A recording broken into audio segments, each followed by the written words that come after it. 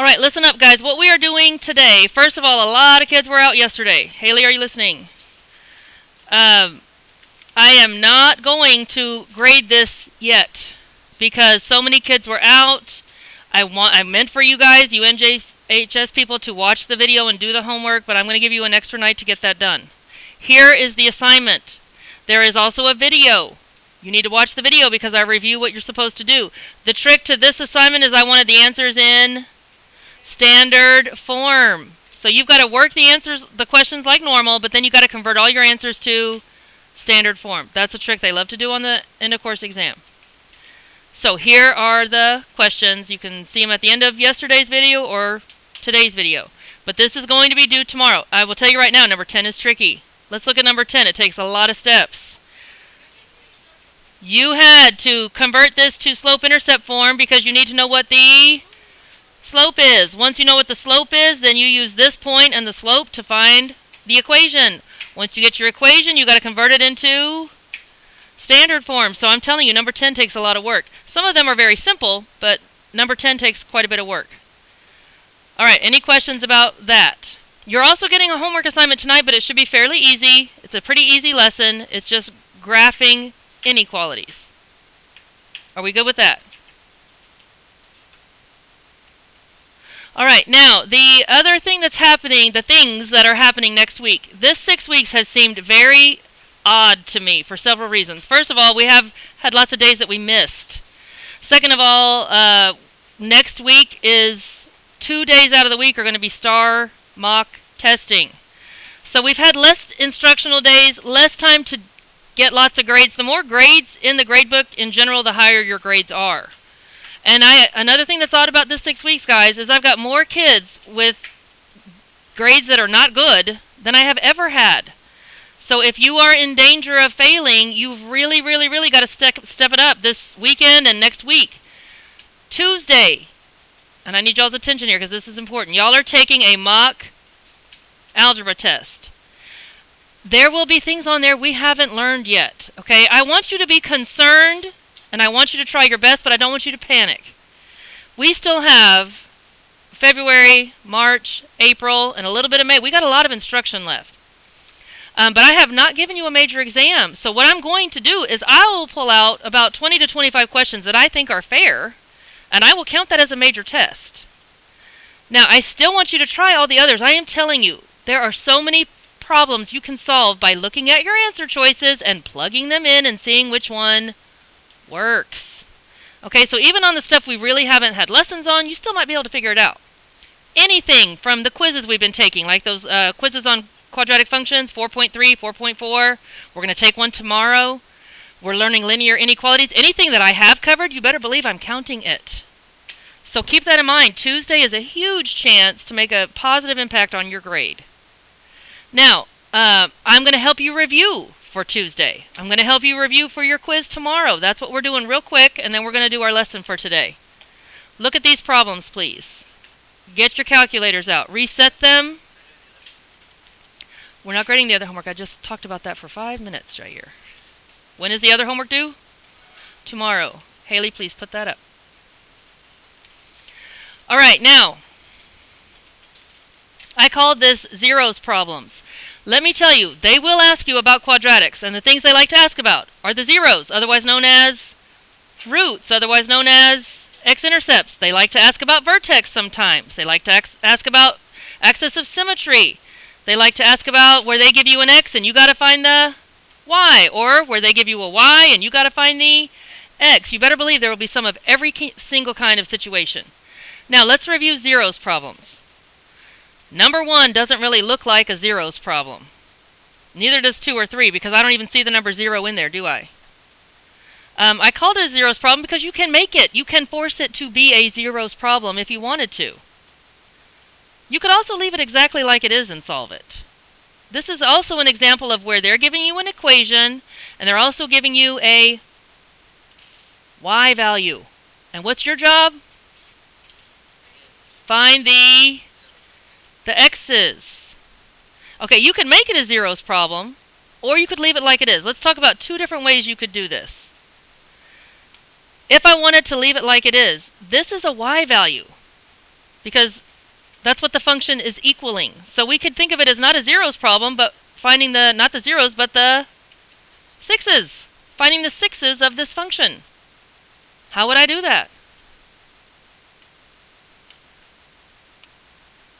How do we find zeros of a function? You go to y equals, you put in the function, and you also put in y equals 0. That's how we find the zeros. So we would do the same thing for the sixes, except we don't put in y equals 0, we put in y equals 6. They're not giving us an x value, they're giving us a y value, and our job is to find the x's. We're trying to find x's here. Wait, what? Okay, so let me show you how you could leave it just like it is. You could go to y equals and put in the function rule, the x squared plus x minus 6. Now, what do we want that to equal? 6. We're used to doing zeros problems, but this is very similar, except we're not finding the zeros. In this case, we're finding the sixes. This is where it would draw the function and then draw a flat line at 6, and you've got to find where they intersect. Please do that. How many answers should there be? 2. It's kind of like those rocket problems where it got to a certain height, once on the way up and once on the way down. This isn't a rocket problem, it's just a random parabola, but we want to know when did it equal 6? Well, it equaled 6 twice. Yeah, the answers are going to be 3, and this one was -4. Okay, so we would do this like calculate intersection. Y'all remember these, right? So I get one at a time, though. I put in y equals 6, and it tells me, hey, the intersection is at 3, 6. So I was looking for the 3. I already knew the 6. How do I find the other one? Trace on over to the other side, and make sure you're closer to this one. And do it again. Calculate the intersection. -4 was the other one, because -4, 6 is the other point. So we were looking for the x values of -4 and 3 that created that value of 6. Now, let me show you what they did the year that this was on the actual test. They also provided a visual. Lots of times, if they give you a graph, you can almost get the answer from the graph or very close to what the answer is. Our answers were, what was it again? 3, 6, and -4, 6. We were looking for the x values. So they had a parabola that looked like this. And they asked you, when does it equal 6? You could almost draw it in for yourself and circle the values where it equaled 6. This point is at 3, 6, and this point was at -4, 6, and you could really look at the picture and get the answer. You had to know to think of where the y is a 6. Okay, let's talk about how this could be a zeros problem, because the next two you might want to do as zeros problems. How could I force this to be a zeros problem? Yeah. We're going to move the 6 over so that it can equal what?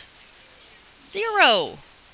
And it is going to change my equation. Now it's going to be x squared plus x minus 12, because I got to subtract that 6 to get it off of that side, equals 0. So I can force it to be a zeros problem, but I got to do a little bit of modifying. So this is not -6 anymore. Now it's -12, and now it's not equal to 6 anymore. It's equal to 0, and I'm going to get the exact same answers. If I calculate where it intersects, now I've forced it to be a zeros problem. So I modified it, changed it, and I'm still going to get the same answers. 3, and then what was the other one? That one's at -4. Okay, look at number 2. Let's talk about the benefits of leaving it like it is or the benefits of changing it. First of all, let me point out something very, very important, guys. I have some kids who are just dying to simplify this part. Don't. Do you know how complicated it is to simplify that? I have some kids who wanted to distribute the 3. First of all, you cannot distribute the 3 yet. Why not? Because this is being squared. Exponents come before multiplying. I have some kids who think, oh, no problem, that's x squared plus 4. That is not x squared plus 4. How do you square x plus 2? You've got to FOIL that thing. Then you got to multiply by 3. You know what? Just leave it exactly like it is. Put it in the calculator just exactly like it looks. And don't forget the parentheses, exactly. Okay, now, let's talk about whether we want to force this to be a zeros problem or whether we want to leave it like it is. What are we finding if we leave it like it is? Where it intersects what? 27. Some kids, I like to leave it like it is. Some kids don't because you can't see 27 in your normal window. So, I don't mind leaving it like it is, and I am not even going to try to simplify this junk. I'm just going to leave it just like it looks. 3 parentheses, x plus 2 close parentheses, and then what? Squared. And what do I want this to equal? 27. Now, if I'm in Zoom 6, I'm not going to see a y value of 27, but it's real easy to, some kids just zoom out. I personally like to just change my window. But what do I need to change? The y maximum. I'm trying to find a y of 27, and my y maximum in my regular screen is 10. Yeah, I'm going to make it something bigger than 27 so I can see it. And then I want to calculate where they intersect. Do that real quick, please.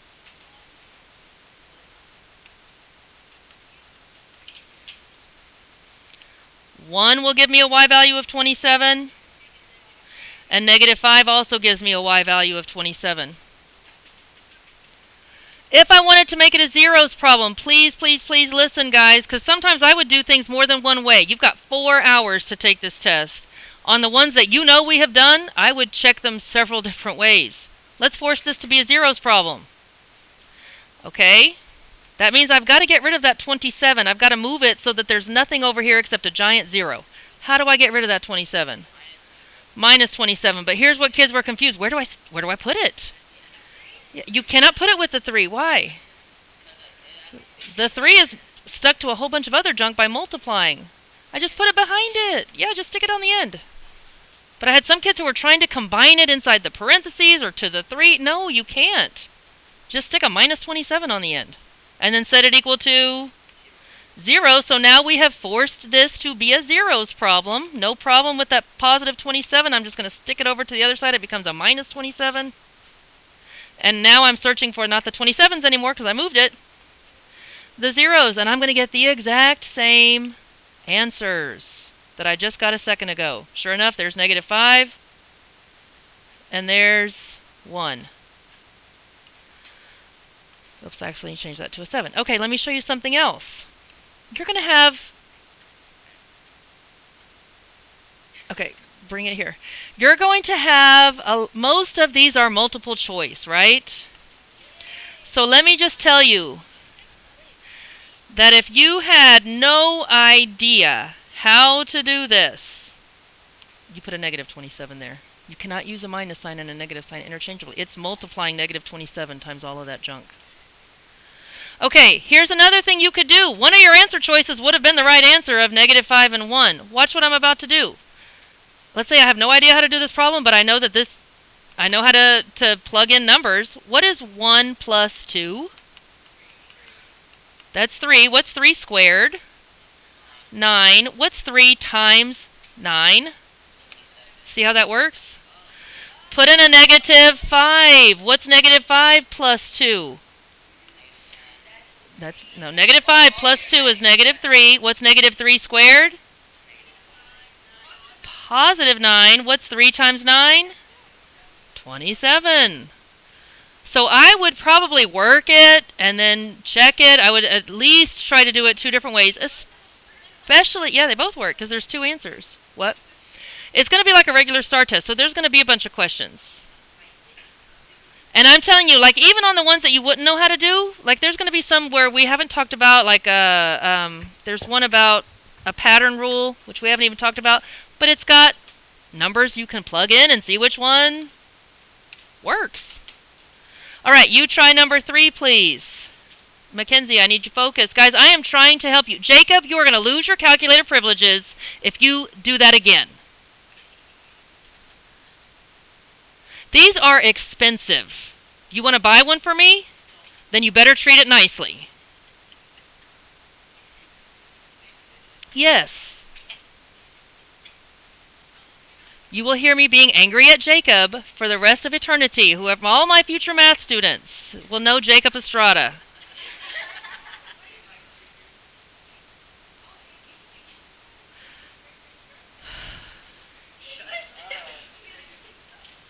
And they'll definitely know Haley right. All right, have you done number 3, folks? Do y'all like leaving it like it is, or you like making it a 0? I kind of like leaving it as it is too, but that's a personal choice. If you want to make it a 0, just stick a minus 72 on the end. Don't try to stick that into the problem. Just put a minus 72 on the end, not a negative 72. Right, Nicole? But a minus 72 and set it equal to 0. Or leave it like it is and make your y maximum 75 or something bigger than 72 so you can see it. All right, and what were the answers? -1 and 11. And again, let's plug them in. They both work. What's 11 minus 5? 6. What's 6 squared? What's 2 times 36? There you go. Try -1. What's -1 minus 5? -6. What's -6 squared? Positive 36. What's 2 times positive 36? 72. Because it equals 72 twice. Usually quadratic equations will have, like the rocket problems, they have 2 places where they get to a certain height. On the way up and on the way down. This one's going to have 2 places where it equals 72 because it makes a curve. Okay, now, please don't miss one. Some of you are missing these on those little quizzes that I thought were going to be so easy. And a lot of these, Haley, are you listening? They give you a question that's got all this complicated business about the equation and what it stands for and blah, blah, blah. And then it gives you a picture and it asks something like, where does f of x equal 0?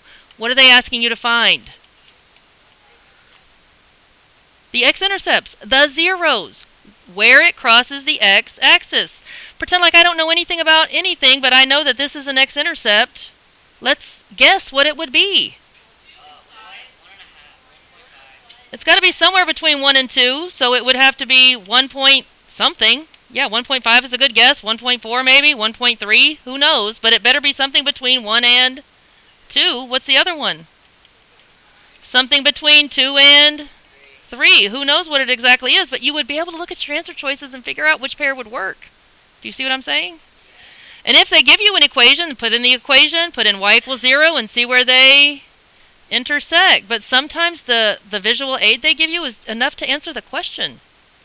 Same thing with number 5. This is the one I've told you about over and over where I saw kids doing all kinds of crazy work. Where does this equal 0? Right here.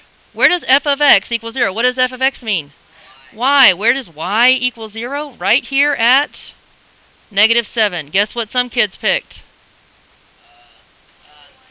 21 over 4. That is not a 0 of the function. That is a special point. Anybody know what it is? It's the y-intercept. It's not the x-intercept, that's the y-intercept. And we'll talk about those in detail later. Okay, let's look at these questions. Again, I'm trying to help you folks. Zacchaeus and Haley, you need this help.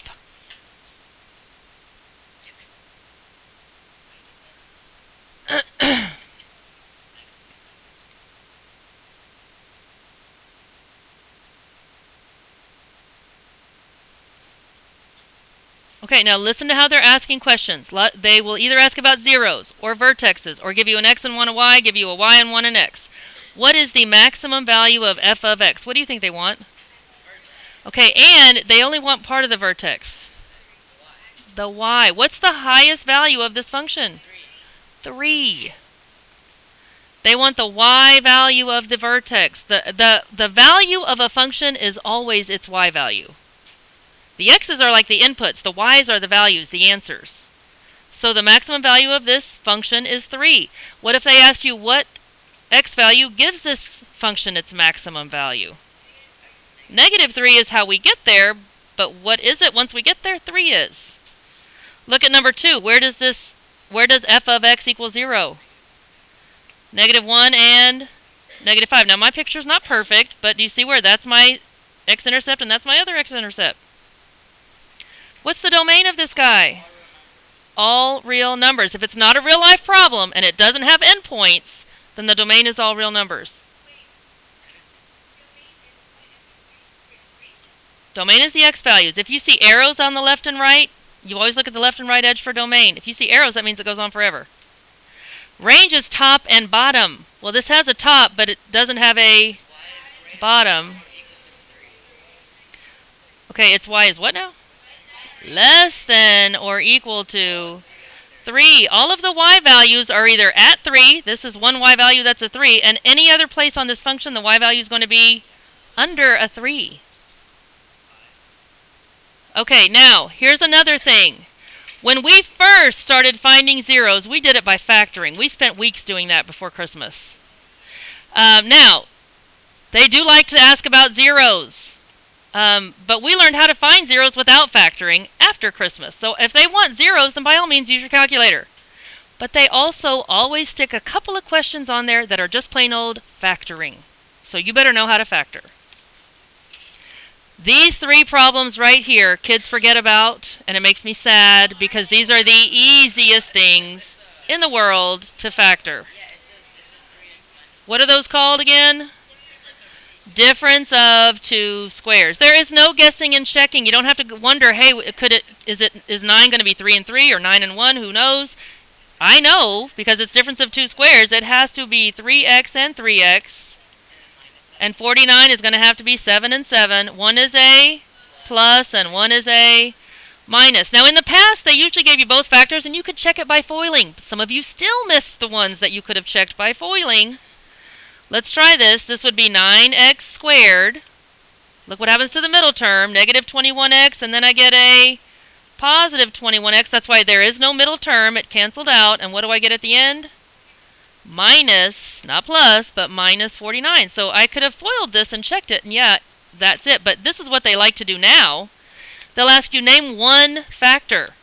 They won't give you both, because they don't want you to be able to foil it. They'll just say, hey, what's one of the factors of 9x squared minus 49? Well, what's one of them? 3x plus 7. Or they might put down 3x minus 7. They won't put them both down, but they would put down one of them. So they're forcing you to know how to factor. All right, what's this one factored? 5x plus 8 and 5x. Yes, difference of 2 squares. Super easy. 5x plus 8, 5x minus 8. Is this coming back to y'all now? What about this guy? 9x plus 6 and 9x minus 6. Those are easy. Number 8 is not difference of 2 squares. Everybody get to factoring right now.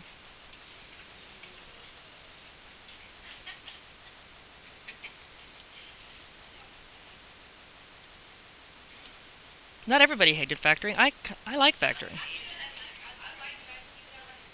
That's like my part of the year where I was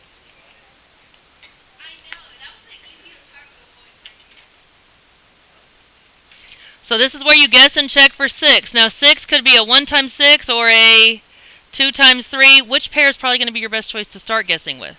I usually start with 2x and 3x. Doesn't mean it's right, but that's usually where I start. 35 could be 1 times 35 or 5 times 7. What are we trying to make in the middle? -1. And keep in mind, where you put your factor choices matters, because one's going to get tripled and one's going to get doubled. What do we want to start guessing with for 35? Probably 7 and 5. 7 is on the 2. Yeah, I need the 7 across from a 2 because that's going to make a 14. And I need the 5 across from the 3x because that would make a 15x. And couldn't 15x and 14x add up to -1? If this is negative, which comes from this, and this is positive. Those are my factors. So they do want you to know how to factor. Please, I want to review real quick because I saw a couple of questions where they talked about factoring and solutions. So let's talk about how this relates to the solutions. I can't answer this right now because these just said factor and they didn't equal anything. But what if I stuck an equal 0 on the back of this? Do y'all remember how to solve these? I need y'all. I can tell some of y'all are not looking and not paying attention. And I'm telling you guys, I am counting these. If I chose to turn this into an equation where I stick an equal 0 onto it, and you wanted to see the relationship between what the factors are and what the solutions are, that's where you set each little factor equal to 0, and you had to solve this little baby equation. So if 2x minus 5 is the factor, the solution was positive 5 over 2. Y'all remember that? If 3x plus 7 was the factor, remember we had to move the 7 over, we got 3x equals. Now, do you have to factor to solve zeros? Not anymore, because we can use the calculator. But I do want you to understand the relationship between where we get the solution when we know the factor. Okay, so that's your quick little review. Today's lesson is on solving or graphing. We'll solve later. Today we're just going to graph linear inequalities. You are going to have to just sketch graphs on your notes. I did not copy graph paper for you for your notes. I meant to, but I forgot to. I am going to provide you with graph paper to do your homework. So you know how on the homework we just graded, you had to look at the picture and tell me the equation? It's kind of the opposite of that. I'm going to give you the equation, and you're going to graph it, looking at slope and y-intercept, and you're going to sketch a graph. Now, it's not just an equation, though. This is actually an inequality. Let me show you what a linear inequality would look like.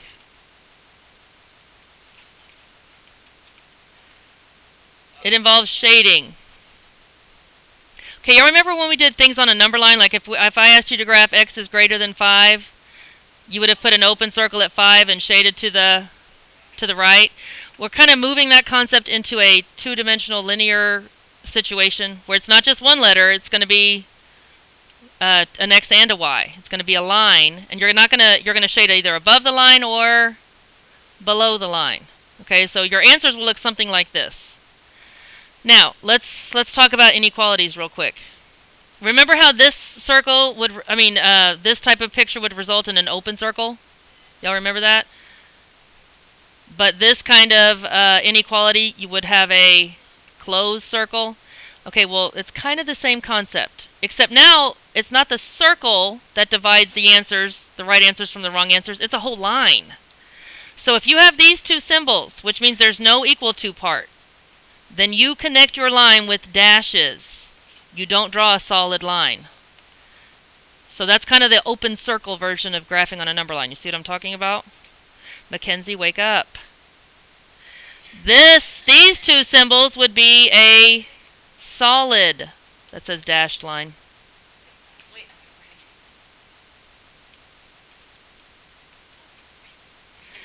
And if you have that extra little equal to underneath your symbol, that's when you connect your dots with a solid line. So that's kind of similar to having either an open circle or a closed circle. We either have a dashed line or a solid line. Like let's say I'm going to connect this dot and this dot. I would connect them with... So I can still tell the two different regions that are created, but I can tell that the points on the line don't actually work. And we'll do some in just a minute. You'll see what I'm talking about. Okay, now, once you get the line in place with either a dashed line or a solid line, you should be writing this down. I can tell you guys are spacing out on me. Then you've got to know where to shade. Greater than or equal to, that's when you shade above the line. Greater than means more than, above, up. If you have a less than symbol or a less than or equal to symbol, that means under, below. That's when you shade under the line.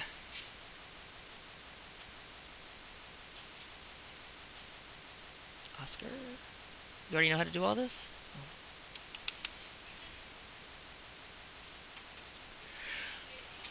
Okay, now the trickiest thing about this, guys, is kids have a hard time knowing what's above and what's below, especially if the line gets steep. It's not so hard when the line is flat, but when the line gets steep, kids have trouble.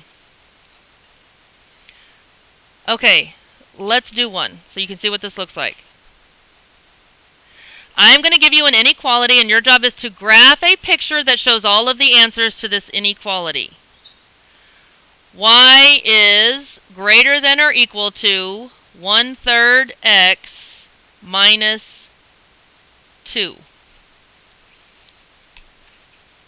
There are millions of points. Our answers are going to be points. There are millions of points that make this true, and our job is to draw a picture of those millions of points. Is this going to be a solid line or a dashed line? Solid.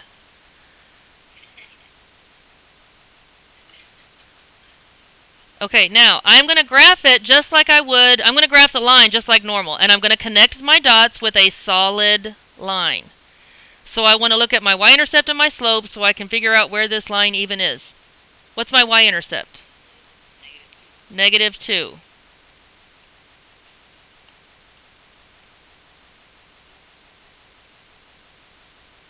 Okay, so I'm going to put a dot at -2. Now I've got to find some more points. I'm going to use my slope to find some more points. What is my slope telling me to do? Go up 1 and over 3. Up 1 and over 3. And I know to connect the line with a solid line, not dashes, but solid. What that means is that any point on the line will work. Any point on the line will work in this problem. Let me pick a real easy point to check that's on the line. The y-intercept is super easy to check. What's my y-intercept? The whole point, though. The y equals -2. What does the x equal? What's this point? This point is at 0, -2. Do y'all agree with me? That means if I put the point 0, -2 into this problem, it will be a true statement. Put a 0 in for x and a -2 in for y. Is -2 greater than or equal to, what's 1/3 times 0? That's just going to become a giant 0, so what would be left over here? -2. Is -2 greater than or equal to -2?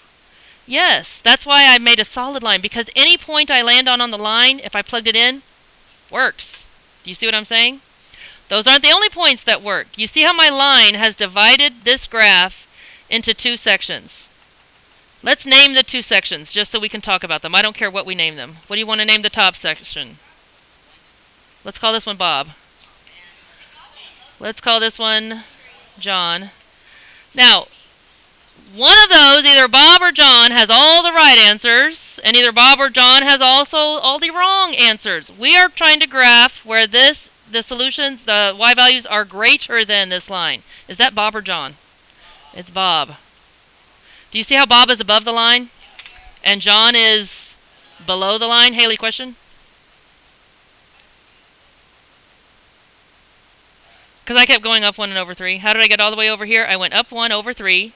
And then I went up 1 over 3. And I can keep going up 1 and over 3. Just so I could draw my line pretty. Okay, so do we understand why Bob is right and John is wrong? Mackenzie, stand up and do some jumping jacks. Wake yourself up. Why is it Bob and not John? Because greater than is above and less than is below. John was below, Bob is above. So the answer then, let me pretend like Bob isn't written there. The answer is any point that's in this shaded area above the line. Any point on the line and any point above the line. Now, if you are not sure, folks, if you have shaded in the right area, another thing you can do is check a point. Any point down here should not work. Any point up here should work. What's the easiest point to check? 0, 0. Is 0, 0 in my shaded area? Yes, so if I put in 0, 0, it better work. Let's put in a 0 for x and a 0 for y. Is 0 greater than or equal to 1/3 times 0, which is 0, minus 2. Is 0 greater than or equal to -2? Yes. 0 is greater than all the negative numbers. Any point I pick, I could put in this point, which is, what, 3, 0. That would work too. Any point up here, all the points in the shaded area work. Any point down here that I plugged in would not work. Does that make sense? Now, let's change it up a little bit. What if my original problem, how would this change, guys, if it wasn't greater than or equal to, and if it was just greater than? Then the only difference is now the points on the line don't work in the way that I showed, that the line still divides right from wrong, but the line itself isn't right anymore. That's when I would do a dashed line. Do you see the difference? And if this had been less than instead of greater than, then I wouldn't have shaded where Bob is. I would have shaded where John was. I would have shaded under. Okay, let's try another one. You sketch this with me, please. Number 2. Y is less than 1/3 x minus 4. Yeah, you graph that, Zacchaeus. Minus 76. I want to see 76 marks on your y axis. No. Okay, and I know you guys are sketching in your notes. You should be sketching in your notes. I will provide you with graph paper on the homework.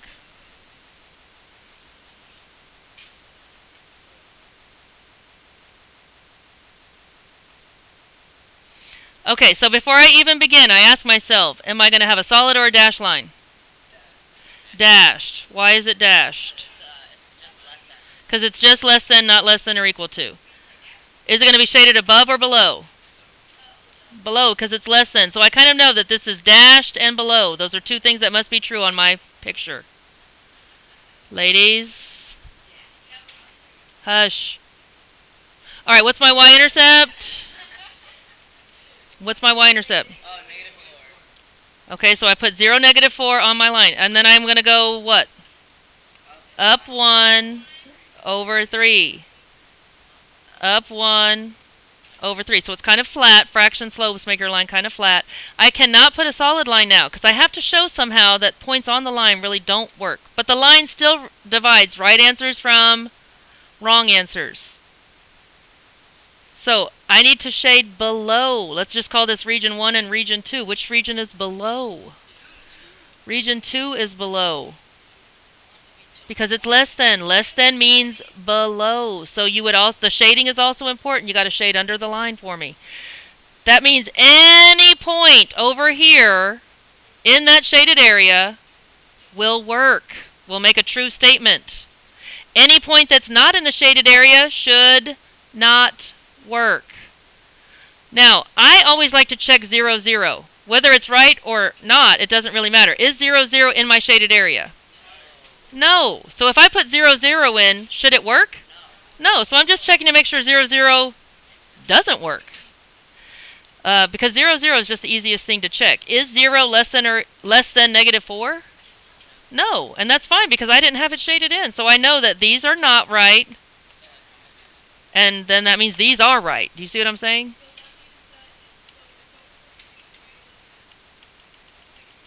If you're not sure where to shade, I always try 0, 0.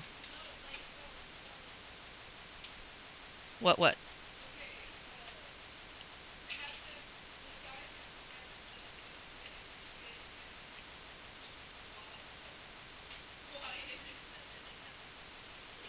No. The line itself is graphed by look. Yes, it has to match the slope and the y-intercept. Okay, the reason why you thought I just made the y-intercept, the reason why the x disappeared is because I put in 0, 0. What's 0? Yes, it is, because you're asking me why I just looked at the y-intercept. The reason why I just looked at the, let's back up, because I put a 0 in here. What's 1/3 times 0? That's why that disappeared. I'm not just looking at the y-intercept, I'm looking at the point that I put in that has an x value of 0 and a y value of 0, and I'm checking to see if it works. That's why it's easiest to work. Okay, what you do, Haley, is you put in an x and a y number if you want to check it. I think 0, 0 is the easiest thing to check. We don't have to use 0, 0. The slope has to match too. What was this equation originally? What, y is less than 1/3 x minus 4. Now, I don't want to have to multiply a number by 1/3. That's yucky. So guess what number is super easy to multiply by 1/3? 0. That's why I chose 0, 0. Let me try another number. Like, let's say you see this point right here. What's this point? 3, 0. Let me try that one. That means I'm going to put a 0 in for y and a 3 in for x. I tried to make my life a little bit easier here. And this better not work. Why should this not work? Because it's not in my shaded area. So what is 1/3 times 3? So yes, I am still dealing with the slope. It just depends on what point you picked. Well, what's 1/3 times 3? 1. Is 0 less than or equal to 1 minus 4? No. So yeah, I am taking into account what the slope is. The deal is I just use 0, 0 as my x and my y to check because that makes it easy. What if it cuts right down the middle? We'll do one like that in a minute. Diagonal, we'll do that in a minute. All right, number 3. I'm having kids who are forgetting what this means. So let's try one of these. Y is less than x plus 5. I have kids who are looking at that and not knowing how in the world to graph it because they can't tell what the slope is.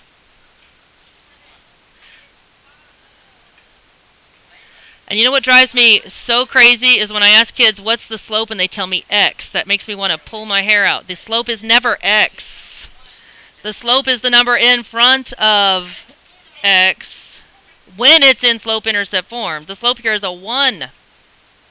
And if you want to think of it as rise over run, it's 1 over 1. The slope here is a 1. Okay, so let's graph this thing. Am I shading above or below? Below. Am I doing dashed or solid? Dashed. Okay, so there's my y-intercept of 5. What's my slope? Up 1, over 1, up 1, over... Who said the slope was 5? Jair? Alright, dashed or solid? Dashed. Where do I shade? Below. Let's say I want to make sure I shaded correctly. What point is super easy to check? 0, 0. Should it work? Yes, because it's in my shaded area. I'm going to put a 0 in for here and a 0 in for here. Is 0 less than 0 plus 5? 0 is not less than 5? Oh my god, this is getting scarier and scarier. 0 is less than 5. 5 apples is more than having no apples, right? Okay, now when the line gets steep, that's when kids struggle with knowing where to shade. Let's do a steep line. Let's say y is greater than or equal to 4x minus 3. Is this going to be a solid or a dashed? Solid. Why do I know it's solid? Because of this little guy right here. That means points on the line should work. Do I shade above or below? Above. But when the line is steep, I have kids who struggle figuring out which one's above and which one's below. So let's look at this guy. Y-intercept is where? -3. That's one easy point to locate. Let's find some more by using slope. So what am I going to do? Okay, and I see kids out there who I don't think have drawn one single picture. And I'm on number 4. Okay. I take it back. So I'm going to go up 4 and over 1. Up 1, 2, 3, 4, and over 1. And this is a solid line, not dashed. You see how steep this guy is? Here's where I have kids go, which one's above and which one's below? Left is above. Think about your y-axis, okay? Do you see how this line cuts across the y-axis? We want to shade where the y-axis is above the line. This part is above. This part's under. You see what I'm saying? Now, guess what? Your calculator can help you figure out if you've shaded right. As well as checking 0, 0. Should 0, 0 work? Yes. Is 0 greater than or equal to 0 minus 3? 0 is greater than -3. So yes, 0, 0 should work. It's in my shaded area. Let's turn to our calculators. Let me show you what it can do for you. Alright, let's make sure we're in Zoom 6. Now, first you just put in, this is why we took away the flat calculators, because this is a little different on these. And this is probably what you'll get on test day. Okay, let's put in 4x minus 3. Now, the calculator cannot tell you whether it should be dashed or solid. It will tell you where the shading should go, though. So you have to know that the line should be dashed. So if you see a picture that's got dashed lines when it should be solid, cross it out. If you see a picture that's got solid line when it should be dashed, cross it out. Now, this is how we're going to get it to shade for us. You also have to realize that greater than means above. Now, do you see these little symbols over here to the left? That's lines, okay? If you hit your left arrow until you're all the way over there on the line symbol, so I hit the left arrow key and I'm going to float over there and I'm going to hit enter. There's a whole bunch of things it does. The first time I hit enter, I don't know what the purpose of this is, but it makes a thick line. I don't know why.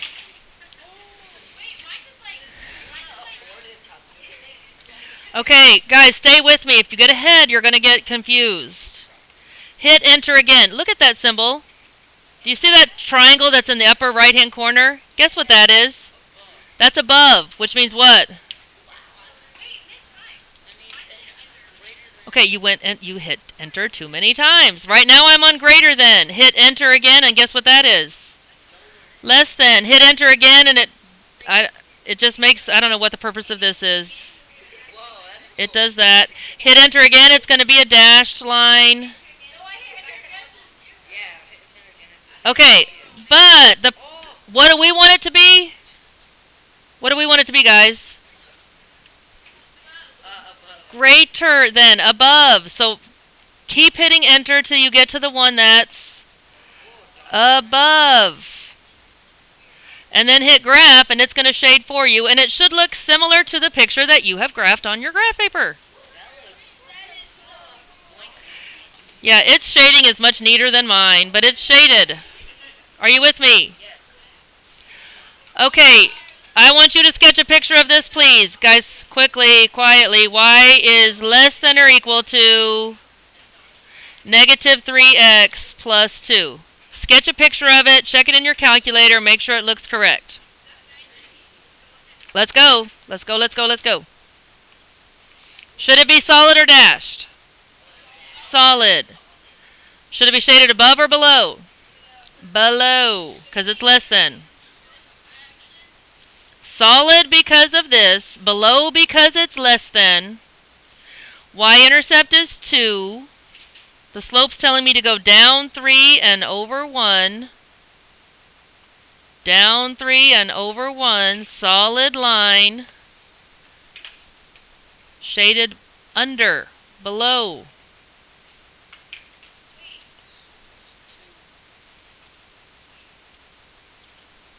Your picture didn't look like that?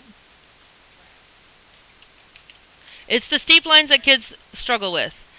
But this is definitely a less than, so go to y equals, put in your negative 3x plus 2. And you want to make it under. Less than means under, so I was on greater than, I've got to change it to less than, and then look at your picture. And it should kind of match the picture that you sketch, and it does. It's shaded under. All right, you might have a couple like this. Let's look at ones that are completely horizontal or completely vertical. Horizontal is not that bad. What if it was y is greater than 3? What kind of line would be at y equals 3? Completely flat. At 3. What kind of line, though? Dashed. Am I above it or below it? Above.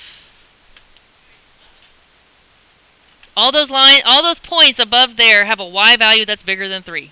Anywhere in this region have a y value that's bigger than 3. However, the points on the line have a y value that's exactly 3. That's why I can't count the points on the line.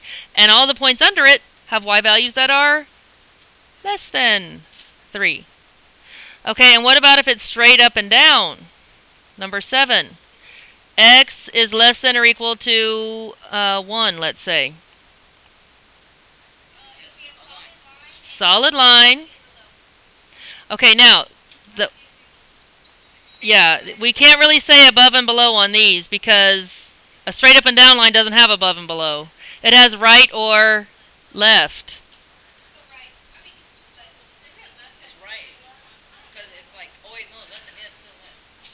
So here's my x-axis, here's my y-axis. It has to be to the left of my line. Look at the way the arrow is pointing. Look at the way the arrow is pointing. To the left. That means you shade to the left when it's straight up and down. Okay, we did that a million times when we did it on a number line. Remember? I said whatever direction the arrow points. Same thing. Okay, your homework, and I'm going to give you graph paper in just a minute, is on page 321, 322. It has 2 pages at the top. You're doing 1 through 8, and I only could give you 8 questions because I only have 8 grids for you. All right, everybody clear? You're doing the first 8 problems on this page, and I will give you graph paper to do it.